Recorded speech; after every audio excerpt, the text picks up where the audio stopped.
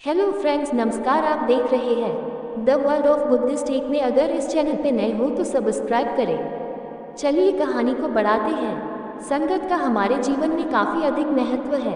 संगत सही रहेगी तो हमारे विचार सही रहेंगे, और विचार सही रहेंगे तो कर्म भी सही रहेंगे, और जीवन में सुख शांति बनी रहेगी। इसलिए सत्संग करते रहने की और अच्छा साहित्य पढ़ने की सलाह दी जाती है। सत्संग हमारे जीवन पर कैसे असर करता है, इस संबंध में गौतम बुद्ध की एक कथा प्रचलित है। बात उस समय की है जब गौतम बुद्ध काफी प्रसिद्ध हो चुके थे। वे रोज प्रवचन देते, जिन्हें सुनने के लिए काफी लोग पहुंचते थे। प्रवचन सुनने एक लड़का रोज आता था।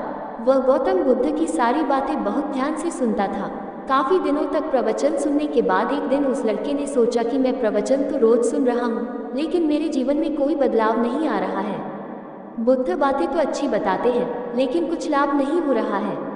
मुझे इस बारे में बुद्ध से बात करनी चाहिए। अगले दिन वह लड़का बुद्ध से बात करने की इच्छा लेकर पहुंच गया। बुद्ध का प्रवचन शुरू हुआ और वे कह रहे थे कि अगर कोई व्यक्ति हम पर गुस्सा करता है तो वह हमसे ज़्यादा खुद का नुकसान करता है। अगर हम भी दूसरे के गुस्से का जवाब गुस्से से ही देते हैं तो हम खुद का नुकसान कर लेते हैं। बुद्ध की ये बातें सुनते ही वह लड़का खड़ा हो गया और कहने लगा कि तथागत, मैं बहुत दिनों से आपके प्रवचन सुन रहा हूँ, लेकिन मेरे जीवन में तो कोई बदलाव ही नहीं आया है। मुझे तो प्रवचन सुनने से कोई लाभ नहीं हो रहा है। बुद्ध ने अपने प्रवचन बीच में रोके और उस लड़के की बात सुनने लगे। जब वह लड़का चुप हो गया तो बुद्ध ने उससे पूछा कि तुम कहाँ रहते हो। लड़का बोला कि मैं श्रावस्ती में रहता हूँ। बुद्ध ने कहा कि श्रावस्ती से यहाँ तक की दूरी कितनी होगी और यहाँ आने में कितना समय लगता है। उस लड़के ने बुद्ध की बातों का उत्तर दिया तो बुद्ध ने फिर पूछा कि यहाँ आते कैसे हो। उसने बताया कि मैं कभी पैदल आता हूँ, कभी सवारी का कोई साधन मिल जाता है तो उससे आ जाता हूँ। बुद्ध ने फिर एक नया प्रश्न पूछ लिया कि क्या तुम यहाँ बैठे बैठे अपने घर पहुँच सकते हो। ये प्रश्न सुनकर वह लड़का और वहाँ बैठे सभी लोग हैरान हो गए।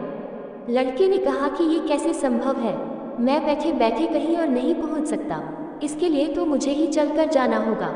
बुद्ध ने कहा कि तुम्हारी बातों में ही तुम्हारे प्रश्नों का उत्तर है। सत्संग सुनने से तब तक कोई लाभ नहीं होगा जब तक कि तुम उन अच्छी बातों को अपने जीवन में उतारते नहीं हो।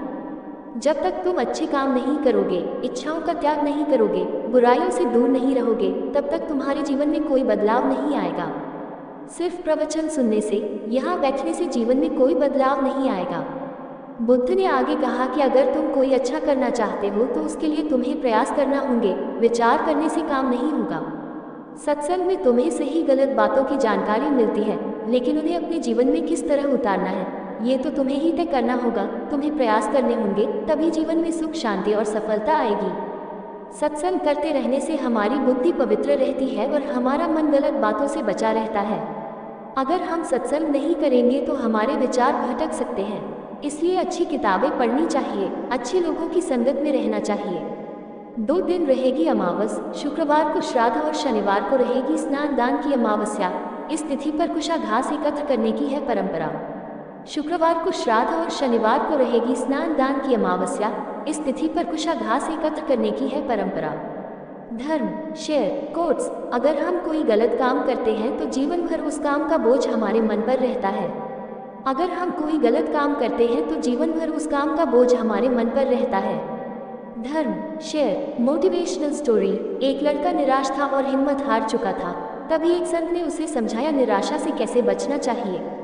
एक लड़का निराश था और हिम्मत हार चुका था। तभी एक संत ने उसे समझाया